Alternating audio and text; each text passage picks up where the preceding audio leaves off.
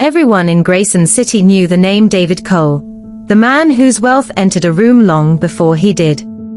He didn't walk, he arrived. He didn't own cars, he collected them. He didn't climb the ladder of success, he bought the building and replaced the ladder with an elevator made of pride. But on the night everything changed. David stood alone in his penthouse, 44 floors above the city, holding a single letter that felt heavier than gold. David had built his empire from nothing. At 22, he slept in an uncompleted building. At 35, he owned hotels, apartments, nightclubs, and a construction empire that made him untouchable. People respected him. Or feared him. David didn't care which. Every Friday, he hosted private dinners dripping with diamonds and influence. But one person never attended. Never asked. Never cared. His younger brother, Michael.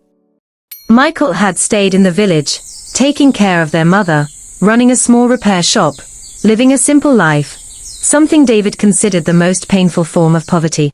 During one luxurious Friday evening dinner, security handed David a plain white envelope. "No sender name, sir," the guard said. But the messenger insisted you read it immediately. David almost ignored it. Until he saw 6 handwritten words. "For the brother you left behind." His pulse slowed. Then quickened. He walked upstairs to his private lounge. Opened the envelope. Inside was a single sheet. Michael's handwriting. "Brother, if you're reading this, it means the doctor has told you what I refused to say. I didn't want your money. I needed you.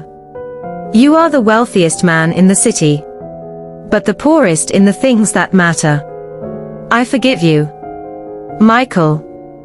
David read it again. And again. He called Michael.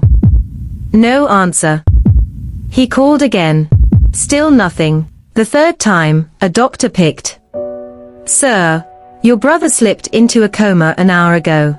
David drove like a man possessed. His luxury car roared, but regret roared louder. At the hospital, Michael lay still, too still. The doctor's voice was gentle. "He didn't tell you because he believed you were already too busy to notice him alive. He didn't want to disturb you as he was dying." Those words shattered David. He sat beside Michael, held his hand. The same hand that guided him as a boy. "Wake up, Michael, please. I'm here now. I'm not going anywhere." But the machines kept beeping, their cold rhythm. That night, David returned to his penthouse, not as a king returning home, but as a broken man realizing all his wealth meant nothing. His reflection showed a man, surrounded by everything the world calls success, yet truly empty. By dawn, David made a decision that shocked the city.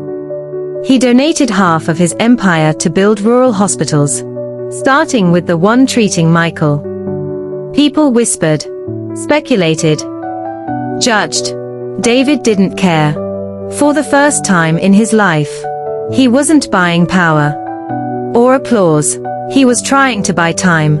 Time with the brother he once forgot.